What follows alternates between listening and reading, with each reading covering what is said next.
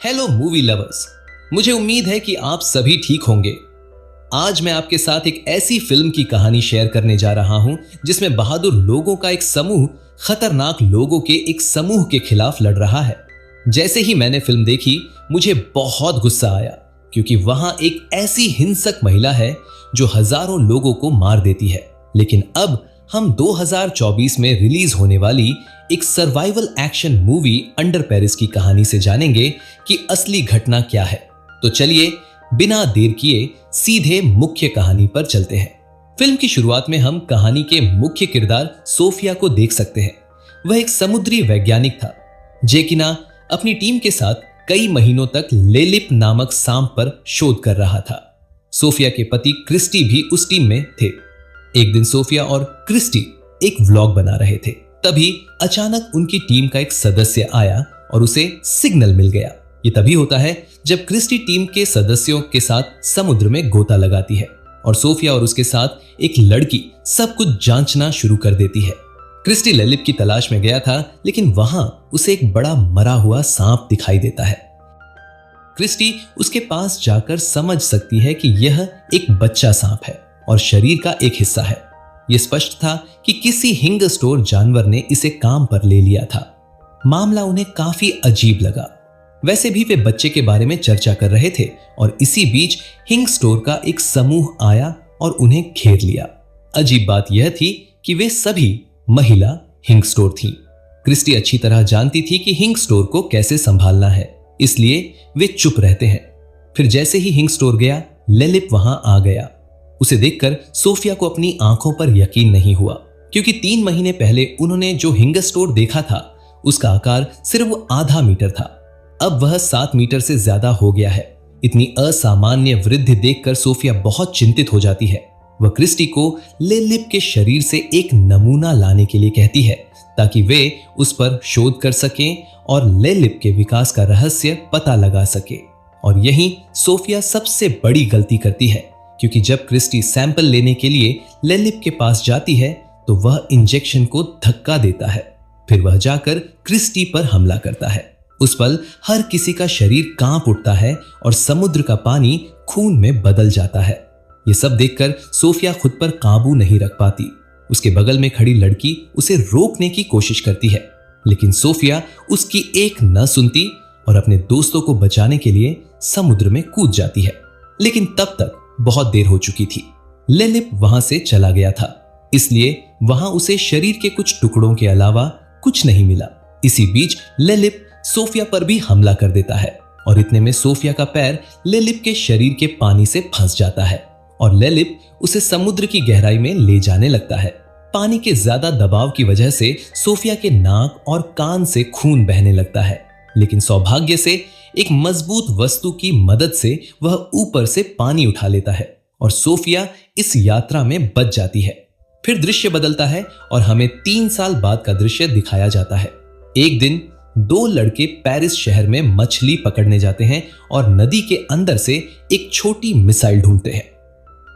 जब वे पुलिस को इस बारे में बताते हैं तो पुलिस इसकी जांच शुरू कर देती है।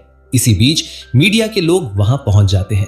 पुलिस उन्हें बताती है कि नदी वाली जगह पर अभी भी द्वितीय विश्व युद्ध में इस्तेमाल की गई मिसाइलें मिल सकती हैं, लेकिन डरने की कोई बात नहीं है क्योंकि वे नदी की गहराई में हैं। दूसरी ओर दृश्य बदल जाता है और हम सोफिया को देख सकते हैं। अब वह जांच का काम छोड़ चुकी है। अब वह एक मछली घर में काम करती है। जब कुछ बच्चे वहां घूमने आते हैं तो वह उन्हें समुद्र के विभिन्न जीवों के बारे में बताती है। एक दिन उसने बच्चों के एक समूह को समुद्री जीवों के बारे में बताया। तभी अचानक एक बच्चा कहता है कि अगर सोफिया समुद्री जीवों के बारे में इतना जानती है तो वह अपनी टीम को क्यों नहीं बचा सकती। उन्हें शार्क के हाथों मरना पड़ा। यह सुनकर सोफिया स्वतंत्र हो जाती है और फिर वह वहां से चली जाती है। फिर मीका नाम का एक समुद्री रक्षक उससे बात करने की कोशिश करता है।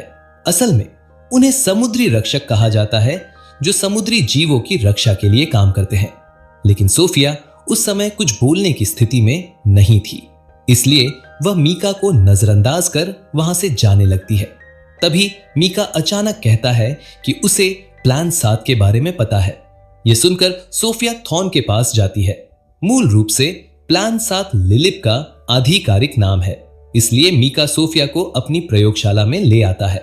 वहां मीका और उसका दोस्त बेन उसे बताते हैं कि लिलिप अब पेरिस आ गई है और उसके शरीर पर लगा ट्रैकर अभी भी सक्रिय है और वे उस तक पहुंच चुके हैं।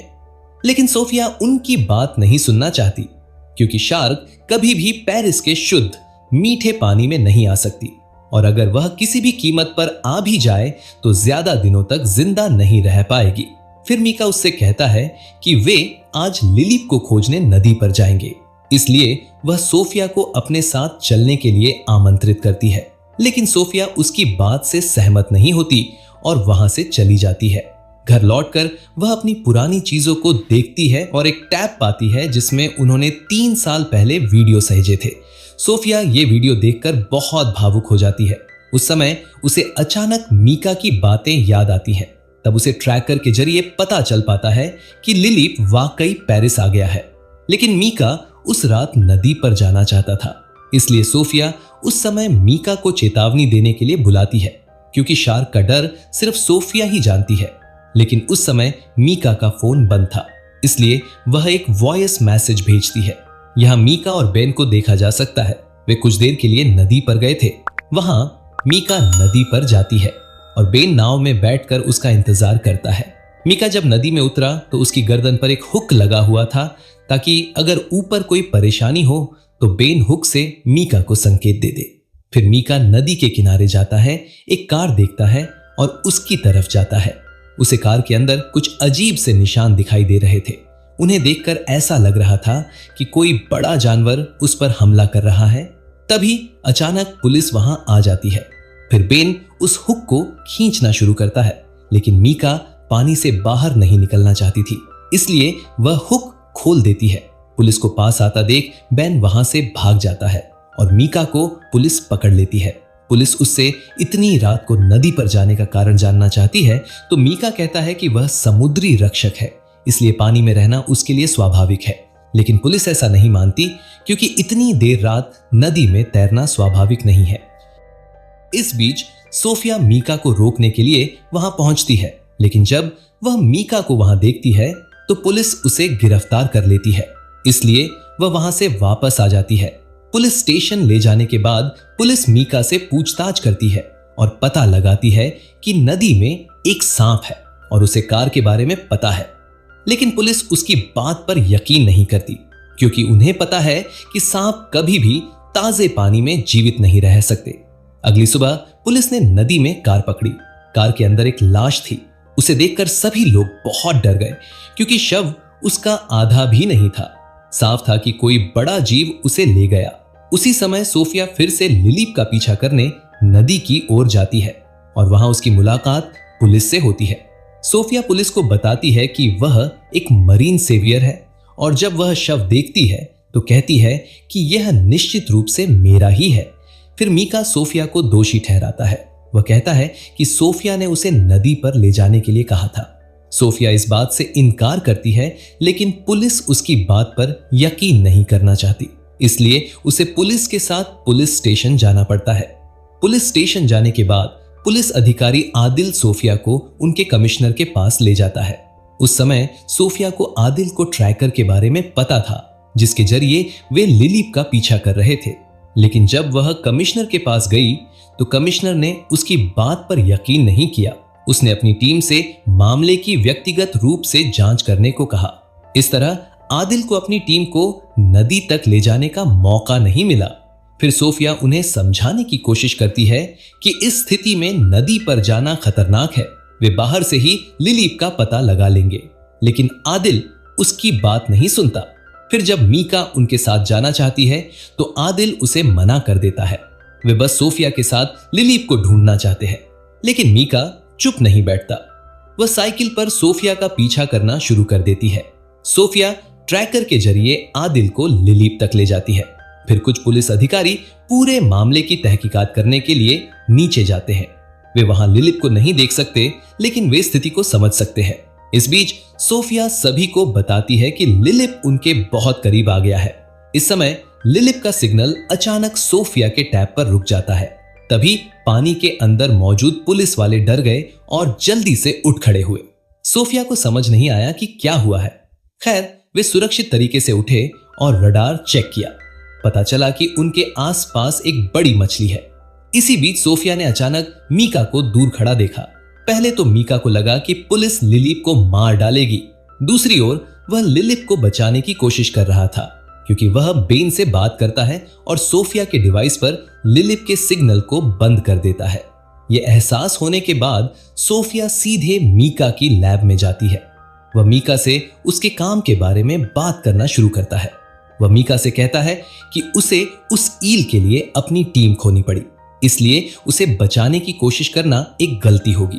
लेकिन मीका उसकी बात सुनना नहीं चाहता।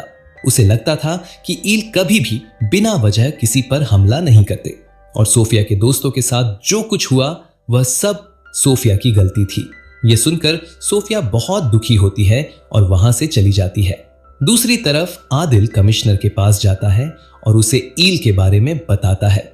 यह सुनकर कमिश्नर बहुत परेशान हो जाता है, क्योंकि कुछ ही दिनों में नदी में अंतरराष्ट्रीय ईल प्रतियोगिता होने वाली है और इसका आयोजन पेरिस के मेयर ने किया है। दरअसल इस साल के ओलंपिक खेल इसी समय पेरिस में हो रहे हैं। शायद इसीलिए इस साल यह फिल्म बनाई गई। वैसे भी आदिल कमिश्नर से कहता है कि ऐसी आपात स्थिति में कार्यक्रम आयोजित करना उचित नहीं है, इसलिए वे मेयर के पास जाते हैं और उनसे कार्यक्रम रद्द करने के लिए कहते हैं। लेकिन मेयर उनकी बात नहीं सुनते, क्योंकि इस आयोजन पर करीब 170 करोड़ डॉलर खर्च होने वाले हैं। क्योंकि अगर यह आयोजन रद्द हो गया तो उन्हें बहुत नुकसान होगा। मेयर उन्हें ईल को वहां से हटाने का आदेश देता है, लेकिन वह किसी भी तरह से कार्यक्रम को रद्द नहीं करेगा। फिर कमिश्नर जल्दी जल्दी वापस आता है और सोचने लगता है कि वे पेरिस शहर को लिली के हाथों से कैसे बचाएंगे। इसी बीच मीका का एक वायरल वीडियो उनके सामने आ जाता है। वहां वो सबको बताते हैं कि ईल बहुत शांत जीव होते हैं, समुद्र उनके लिए शांत होता है। लेकिन अब कुछ लोग ईल को मारने के लिए उठ खड़े हुए हैं। हर साल कई ईल मारे जाते हैं। इससे समुद्री पर्यावरण नष्ट हो रहा है और यह बाहरी वातावरण को भी प्रभावित कर रहा है। इसलिए वह सभी को ईल को बचाने के लिए बुलाता है और वह सभी को नदी के अंदर एक सुरंग में आने के लिए कहता है, जिसे कैटाकॉम्ब्स कहा जाता है। फिर हम दृश्य बदलते हुए देख सकते हैं। फिर हम देख सकते हैं कि बेन पुलिस के पास जाता है और उसे पता चलता है कि मीका आज रात ईल को बचाने के लिए नदी पर जाएगा। वह यह भी जानता है कि उसने मीका को रोकने की बहुत कोशिश की है, लेकिन कोई फायदा नहीं हुआ। यह सुनकर पुलिस वाले मीका को कैटाकॉम्ब के उद्देश्य से रोकने का फैसला करते हैं। मीका का वीडियो देखकर वे उत्साहित हो जाते हैं और उसी रात कैटाकॉम्ब पहुंच जाते हैं। मीका उन सभी को पानी के पास ले जाएगा। उसी समय पुलिस सोफिया को लेकर वहां पहुंचती है, लेकिन पुलिस को देखकर भी मीका नहीं रुकता। वह पानी में कूद जाता है। पुलिस उसे पानी से बाहर निकलने के लिए कहती है, लेकिन मीका उनकी बात नहीं मानता। इसी बीच एक छोटा सा ईल वहां आ जाता है, लेकिन यह लिलिप नहीं था। मीका ईल के सामने अपना हाथ हिलाता रहता है ताकि वह साबित कर सके कि ईल वास्तव में किसी को नुकसान नहीं पहुंचा रहे हैं। यह देखकर सोफिया उसे चेतावनी देती है। वह चिल्लाता है और कहता है कि यह वास्तव में लिलिप का जाल है। लिलिप इस साधारण मछली के साथ मीका को फंसाने की कोशिश कर रहा है और यही लिलिप का मुख्य डर है कि वह मानव मनोविज्ञान को बहुत कुछ पढ़ सकता है। लेकिन मीका कुछ भी नहीं सुनता। वह कुछ देर तक बेबी ईल का सम्मान करता है और फिर चला जाता है। लेकिन सोफिया लिलिप की आदतों को अच्छी तरह जानती है, इसलिए वह मीका से कहती है कि वह जल्दी से पानी से बाहर निकल जाए, क्योंकि लिलिप कुछ ही देर में उस पर हमला कर देगा। सोफिया की कहानी सुनकर पुलिस वाले मीका को बार बार उठने के लिए कहते हैं, तो मीका अब थोड़ा डर जाता है, लेकिन फिर भी वह पानी से नहीं उठता। और यह देखकर लिलिप मीका को बुरी तरह से अपनी बाहों में जकड़ लेता है और उसे पानी के कुएं के पास ले जाता है। यह देखकर वहां मौजूद सभी लोग बहुत डर जाते हैं।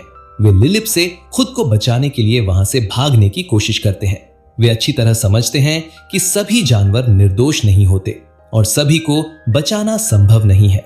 कुछ जानवरों को भी खुद को बचाना है, लेकिन दुर्भाग्य से वहां पानी है और जगह बहुत छोटी है। सोफिया और पुलिस उन्हें बचाने की कोशिश करते हैं, लेकिन ईल से बच पाना इतना आसान नहीं है। लेकिन पुलिस हार नहीं मानती, वे उन्हें बचाने की कोशिश करते रहते हैं। इसी बीच 2 पुलिस अधिकारी पानी में गिर गए और उन्हें ईल ने पकड़ लिया। दरअसल कोई सोच भी नहीं सकता था कि नदी में इतनी सारी ईल हो सकती है, और सोफिया खुद भी नहीं समझ पा रही थी। खैर, वे किसी तरह कुछ लोगों को बचाकर वहां से निकल आते हैं और घायलों को अस्पताल ले जाते हैं। ये देखकर सोफिया बहुत परेशान हो जाती है। उसे अपना अतीत बहुत अच्छी तरह याद है। इतना सब होने के बाद उसके पास करने को कुछ नहीं था। वह लिलित को बैठाने का कोई तरीका नहीं खोज पा रही थी। फिर आदिल उसके पास जाता है। उसे समझ आता है कि इस सब के लिए वह जिम्मेदार नहीं है। इसी बीच एक महिला अधिकारी आती है और उन्हें फिर से कब्रगाह में ले जाती है। वहां वे देखते हैं कि बच्चा ईल मर रहा है। असल में लिलित ने खुद ही उसे मार डाला है, क्योंकि एक बार जब वह उस पर औषधि लगा देती है तो वह उसे फिर से नहीं बचाती। फिर मृत ईल को सोफिया को सौंप दिया जाना चाहिए ताकि सोफिया उस पर शोध कर सके। फिर सोफिया लैब में आती है और कुछ आश्चर्यजनक चीजें नोट करती है, जैसे कि ईल बहुत छोटी थी। उसके दांतों और शारीरिक बनावट से पता चल रहा था कि उसकी उम्र 2 महीने से ज्यादा नहीं थी, लेकिन इतनी कम उम्र में ही वह गर्भवती हो गई थी। इस बीच आदिल वहां जाता है और आदिल के बारे में पता लगाता है। सोफिया को एक और बात हैरान करती है, वह है ईल का आकार। यह सामान्य ईल से बहुत बड़ा था। उसे देखकर सोफिया समझ जाती है कि यह लिलित का बच्चा है। फिर वह ईल का पेट काट देती है। वहां से बहुत सारे बच्चे ईल निकलते हैं। उसे देखकर आदिल बहुत घबरा जाता है, क्योंकि यहीं से समझ में आता है कि उन ईल की प्रजनन क्षमता बहुत ज्यादा है। यानी उन्होंने भूगर्भ में इतनी सारी ईल देखी है, इससे ज्यादा होने की कोई संभावना नहीं है। फिर सोफिया को उसके बारे में एक और आश्चर्यजनक तथ्य पता चलता है, यानी किसी नर ईल को उन ईल से गर्भवती होने के लिए मदद की जरूरत नहीं होती। अपने शरीर की एक खास विशेषता के कारण वे खुद से ही मां बन सकती हैं। लेकिन इस प्रजाति की ईल बहुत दुर्लभ है और बहुत जहरीली होती है। इसके साथ ही उनमें किसी भी जानवर को न खाने की अद्भुत क्षमता है। इसी वजह से वे पेरिस के सबसे मीठे पानी में रहते हैं। यह सब सुनकर आदिल बहुत परेशान हो जाता है और जल्दी से सारी बात कमिश्नर को बताता है। तब कमिश्नर को एहसास होता है कि अब इस इवेंट को बंद करने के अलावा कोई और रास्ता नहीं है, क्योंकि अगर 7 प्रतियोगी नदी में डूब गए तो मौत निश्चित है। इसलिए वह फिर से मेयर के पास जाता है और उनसे कार्यक्रम रद्द करने के लिए कहता है। और अब वह सोफिया को अपने साथ ले जाता है ताकि सोफिया मेयर को पूरी कहानी बता सके। सोफिया मेयर को पूरी कहानी बहुत ही खूबसूरत तरीके से बताती है, लेकिन मेयर के दिमाग में कुछ नहीं आता। यह देखकर सोफिया को गुस्सा आता है और वह मेयर से बहस करने लगती है। मेयर सोफिया को अपमानित करता है और उसे वहां से जाने देता है, लेकिन वह किसी भी तरह से कार्यक्रम को रद्द करने को तैयार नहीं था। इसके विपरीत वह कमिश्नर से कहता है कि अब से पुलिस को इस मामले की चिंता नहीं करनी पड़ेगी। वह इस मामले को संभालने की जिम्मेदारी सेना को देगा। यह सुनकर पुलिस कमिश्नर सिर झुकाकर चला जाता है, लेकिन मेयर की पत्नी जो भयावह स्थिति पैदा करने जा रही है, उसकी कल्पना मेयर की पत्नी ने भी नहीं की होगी। दरअसल जब किसी व्यक्ति को सत्ता मिलती है तो वह ऐसा हो जाता है, या ताकतवर महिलाओं का स्वभाव, वह समीकरण समझ में नहीं आता। वैसे भी अगर आप ऐसे ही चुपचाप बैठे रहे तो शहर के लोग और उस प्रतियोगिता में भाग लेने वाले 7 प्रतियोगी भी भयंकर मुसीबत में पड़ जाएंगे, क्योंकि अगली सुबह मेयर के आगमन के लिए अंतरराष्ट्रीय 7 प्रतियोगिता आयोजित की जाएगी। इसलिए पुलिस मेयर को बिना जाने ही भगाने की योजना बनाने लगती है। वे मेयर से छुटकारा पाने की योजना बनाना शुरू कर देते हैं। उन्हें विश्वास नहीं होता कि वे कब्रिस्तान पर बम गिरा देंगे। इस तरह वहां रहने वाला मेयर भी मर जाएगा, और उन्होंने उस जगह को ऐसे रहने के लिए इसलिए चुना क्योंकि उस इलाके में मेयर के कई केस हैं। फिर आदिल टीम के सदस्यों के पास जाकर यह पता लगाना चाहता है कि इस मिशन में उनकी मदद कौन करेगा। उस समय वहां मौजूद एक अधिकारी नहीं चाहता कि बाकी सभी लोग उसके साथ नदी में तैरे। दरअसल उस अधिकारी को डर था कि उसे अपनी पत्नी और बच्चों की चिंता होगी, लेकिन वह सभी को भाग लेते देखकर उनका समर्थन नहीं करना चाहता था। इसलिए अगले दिन जैसा कि योजना बनाई गई थी, उनमें से 2 अधिकारियों को कैटाकॉम्ब के उद्देश्य के लिए नियुक्त किया जाता है। दूसरी तरफ तैराकी प्रतियोगिता के लिए अलग अलग देशों से आए लोग नदी के किनारे इकट्ठा होते हैं। एक समय पर मेयर भी वहां मौजूद होते हैं। तब टीम के सदस्य मेयर से जानना चाहते हैं कि इस नदी में फांसी लगाने की कहानी में कितनी सच्चाई है। उस समय मेयर उन्हें सूचित करता है कि मामला सिर्फ एक अनुमान है। दरअसल उसे अपने झूठ के कारण कुछ समय तक पता ही नहीं चला कि क्या चल रहा है। फिर हम सीन शिफ्ट में देख सकते हैं कि नाव ले जाने वाले 2 पुलिस अधिकारियों को सेना द्वारा रोक दिया जाता है। उन्हें पता है कि सेना ने वहां हैंगरों को रोकने के लिए पूरी सावधानी बरती है, और वो सावधानी ये है कि उन्होंने नदी के उस हिस्से में एक बड़ा जाल बिछा दिया है। अगर वहां हैंगर लगा दिए गए तो वो जाल से बाहर नहीं निकल पाएंगे। लेकिन पुलिस को यह बात अच्छी तरह समझ में आ गई कि सेना के लिए इस पागलपन भरी योजना का कोई महत्व नहीं है। इसलिए वे मामले की जानकारी कमिश्नर को देते हैं। कमिश्नर सेना के अधिकारी को बुलाता है और कहता है कि पुलिस फांसी नहीं देने वाली है। वे वहां किसी दूसरे खास काम के लिए जा रहे हैं, इसलिए सेना उन्हें छोड़कर चली जाती है। दूसरी तरफ सोफिया, आदिल और उसकी टीम के सदस्य नदी के तल पर जाते हैं और कैटाकॉम्ब क्षेत्र पर बमबारी करने की योजना बनाना शुरू कर देते हैं। लेकिन फिर एक भयानक दृश्य दिखाई देता है। उस समय सुरंग में बहुत अंधेरा था, इसलिए जब उन्होंने अपने बगल में टॉर्च जलाई तो उन्हें अपने चारों ओर सैकड़ों हैंगर दिखाई दिए। वे यह सब देखकर बहुत डर जाते हैं।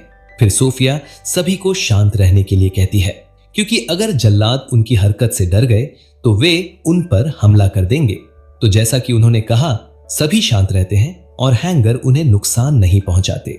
फिर वे सावधानी से अलग अलग जगहों पर बम लगाते हैं, और जब उनमें से कोई उन्हें ब्लास्ट करने जाता है तो एक हैंगर उसकी हरकत देख लेता है और उस पर हमला कर देता है।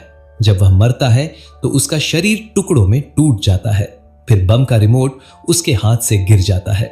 सोफिया समझ जाती है कि वे मुसीबत में है। वह पहले जैसी गलती करके अपने साथियों को खोना नहीं चाहता था, इसलिए वह सभी को जल्दी से उठने के लिए कहता है। लेकिन तब तक बहुत देर हो चुकी थी। अचानक ही कुछ लोग आकर उन पर हमला कर देते हैं। सोफिया और आदिल एक एक करके मारे जाते हैं। फिर सोफिया किसी तरह वहां से बम फोड़ देती है। इसमें बहुत सारे हैंगर मारे जाते हैं और धमाके के दबाव में वे दोनों पानी से बाहर निकल आते हैं। लेकिन आदिल बहुत डरा हुआ था, इसलिए वह उसे नाव में रखता है और सोफिया फिर से पानी के नीचे चली जाती है। और अब वह आखिरकार लिलीप को देखता है। उसे देखकर सोफिया को एहसास होता है कि लिलीप अपने बच्चों की मौत पर बहुत गुस्से में है और अब वह बदला लेगा। मेयर की दिशा में प्रतिस्पर्धा शुरू हो गई है, इसलिए प्रतियोगियों ने पानी में तैरना शुरू कर दिया है। हैंगर दूसरी तरफ नहीं रुकते। वे सेना द्वारा फेंके गए जाल को लेकर आगे बढ़ते हैं और वह तैराकों पर हमला कर देता है।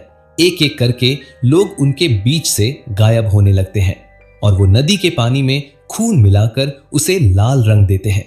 वहीं दूसरी तरफ एक दर्शक एक हैंगर को देखकर डर के मारे चीख उठता है। ये सुनकर वहां मौजूद सभी लोग बहुत डर जाते हैं और वहां अफरा तफरी मच जाती है।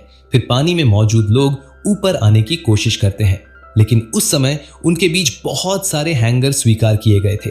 इस अफरा तफरी में नदी के अंदर हैंगरों द्वारा दूसरी तरफ के कई लोगों की जान चली जाती है। उस समय सेना के लोग आते हैं और हैंगरों को निशाना बनाकर गोलीबारी शुरू कर देते हैं। फिर सोफिया उन्हें रुकने के लिए कहती है। सिर्फ सोफिया ही नहीं, बल्कि पुलिस में मौजूद हर कोई उन्हें गोली चलाने से मना करता है, क्योंकि नदी के नीचे बहुत सारी मिसाइलें हैं। हो सकता है कि गोलियों की वजह से मिसाइलें फट जाएं, लेकिन सेना के लोग उनकी एक नहीं सुनते। वे लगातार गोलियां चलाते रहते हैं और कुछ ही पलों में सोफिया का डर सच हो जाता है। हैंगर के हिलने की वजह से पानी में मौजूद मिसाइलें एक एक करके फटने लगती हैं। इससे नदी में तेज ज्वार पैदा हो जाता है और वह ज्वार सुनामी के रूप में दूसरी तरफ की हर चीज को निगलने लगता है। इतना ही नहीं, नदी के ऊपर बने पुल आंखों के सामने टूटकर बिखर जाते हैं। मेयर इन सब से बहुत डरता है। तब वह साबित कर सकता है कि उसका सिद्धांत गलत था। वह उस समय वहां से भागने की कोशिश करता है, लेकिन कोई फायदा नहीं होता। पानी का ज्वार उसे भी निगल जाता है। फिर हम सीन में बदलाव देख सकते हैं। आदिल सोफिया को बचाने के लिए पानी लेकर आया था, लेकिन हैंगर के हमले की वजह से वे दोनों फिर से नाव पर जाकर खड़े हो गए। लेकिन वे इसे यहां नहीं रख सकते थे। एक हैंगर आया और उनकी नाव को उलट दिया। सोफिया को यकीन था कि वे इस बार बच नहीं पाएंगे, लेकिन सौभाग्य से आदिल ने बड़ी मुश्किल से उसे खरीदा और एक इमारत के किनारे ले आया। उस समय आदिल बेहोश था। वह गैनफील्ड आया और सोफिया से जानना चाहता था कि उनका युद्ध खत्म हो गया है या नहीं। उस समय सोफिया असहाय थी और पास ही में रुकी हुई थी। पूरा पेरिस शहर पानी में डूबा हुआ था और सोफिया के चारों ओर सैकड़ों हैंगर थे। सोफिया को नहीं पता था कि उस जगह से कैसे निकला जाए। उन्हें समझ में आ गया कि उनकी यात्रा यहीं समाप्त होने वाली है और ऐसी ही भयावह स्थिति में कहानी समाप्त होती है। सोफिया को नहीं पता था कि उस जगह से कैसे निकला जाए। उन्हें समझ में आ गया कि उनकी यात्रा यहीं समाप्त होने वाली है और ऐसी ही भयावह स्थिति में कहानी समाप्त होती है।